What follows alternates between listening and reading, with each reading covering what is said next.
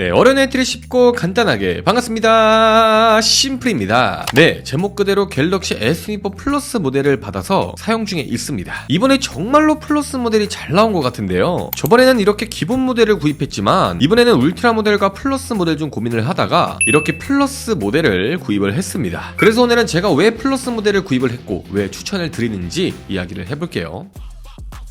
일단 먼저 디자인을 살펴볼게요. 저는 이번에 울트라보다는 일반 그리고 플러스 모델이 디자인이 이쁘다는 생각이 많이 들었는데요. 사실 갤럭시 디자인이라고 하면 다들 울트라 디자인을 많이 떠올리실 텐데 저는 전작부터 기본 그리고 플러스 라인업의 디자인이 훨씬 이쁘다고 생각을 했거든요. 게다가 이번에 조금 더 각진 디자인으로 변경이 되면서 이번에는 솔직히 진짜로 디자인이 이쁜 것 같아요. 사실 각진 디자인으로 바뀐다고 해서 그립감이 안 좋아지지 않을까 걱정을 했었는데 앞부분은 이렇게 각져 있지만 후면부는 이렇게 라운딩 처리를 해서 그립감도 나쁘지 않아 플러스 모델의 크기도 남성분들이 사용하기에 나쁘지 않은 것 같아요. 다만 여성분들이 사용하시기에는 조금 클 것 같고요. 저는 이번에 마블 그레이 색상으로 구입을 했는데 이렇게 아이폰 15 프로의 티타늄 그레이와 비교를 해봤을 때 조금 더 밝은 색감을 보여주고요. 개인적으로 저는 스마트폰은 무조건 흰색이지라는 생각을 가지고 있었는데 요즘은 그레이 색상들이 너무 잘 나오기도 하고 너무 이쁜 것 같아요. 이번에 갤럭시의 마블 그레이 색상도 개인적으로는 너무 잘 나온 것 같습니다. 전체적으로 디자인에 대해서 정리를 하면 긍정적으로 바뀐 부분들도 많고요.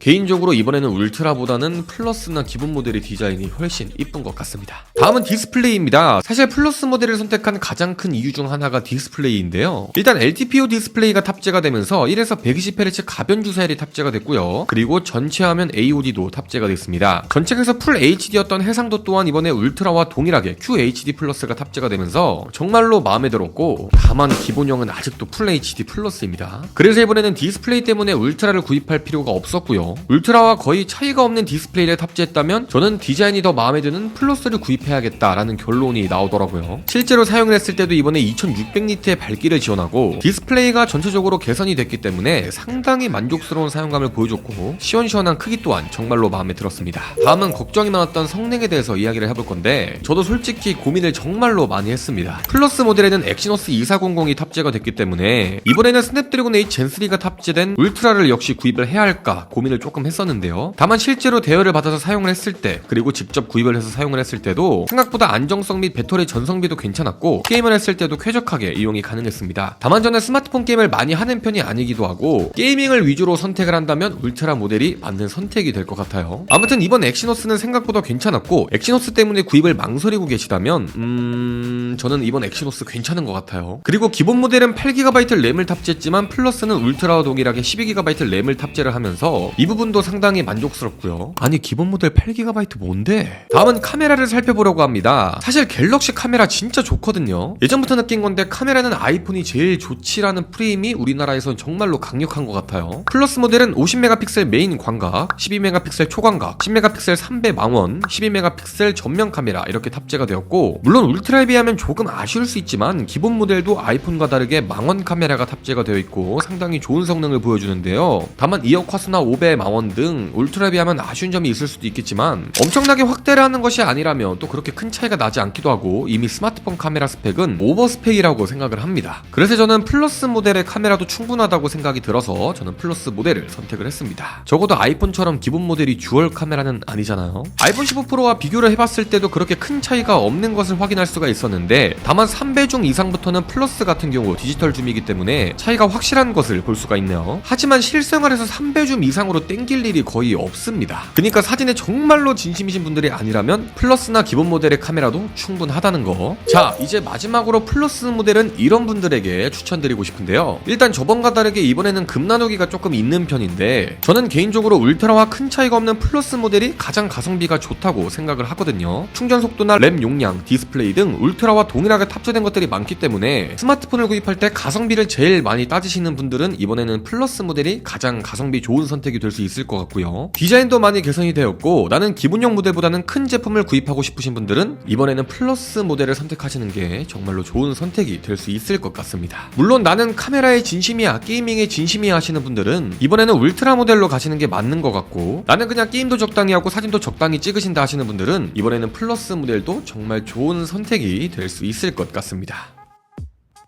오늘은 이렇게 제가 플러스 모델을 구입한 이유에 대해서 이야기를 해봤는데요. 확실히 걱정과 달리 엑시노스도 선방을 한 것 같고 저에게 가장 중요한 디자인적인 부분들이 마음에 들어서 이번 갤럭시 S24 플러스 정말로 마음에 드는 것 같습니다. 그리고 AI 기능들도 정말로 재밌더라고요. 아무튼 여러분들도 합리적인 소비하시길 바라고 갤럭시 S24 구입 전에 영상이 도움이 됐으면 좋겠습니다. 마지막으로 갤럭시 버즈2 프로를 드리는 구독자 이벤트도 진행 중이니까 많은 참여 부탁드리고 영상 좋으셨다면 구독과 좋아요 한 번씩 부탁드릴게요. 그럼 저는 다음에 더 좋은 영상으로 돌아오도록 하겠습니다. 오늘도 시청해주셔서 감사하고 지금까지 저는 심플이었습니다.